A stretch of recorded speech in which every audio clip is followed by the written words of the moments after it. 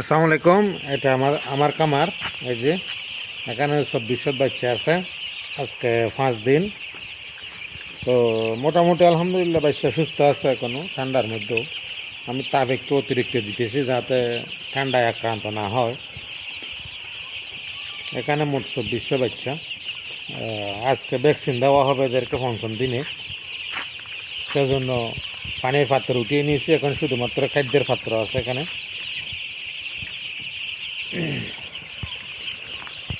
যারা মুরগির খামার করতে চান এখন একটা ভালো সময়।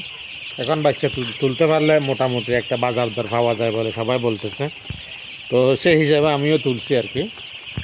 তো দেখা যাক কি নসিবে কী আছে। এই যে এখানে বাচ্চাগুলো খেলা করতেছে, মোটামুটি সুস্থ আছে বাচ্চা। ঠান্ডা হলেও আমি কয়লার পর্যাপ্ত মজুদ রেখেছি এখানে, যার কারণে মোটামুটি বাচ্চাগুলো সুস্থ আছে, সুন্দর আছে।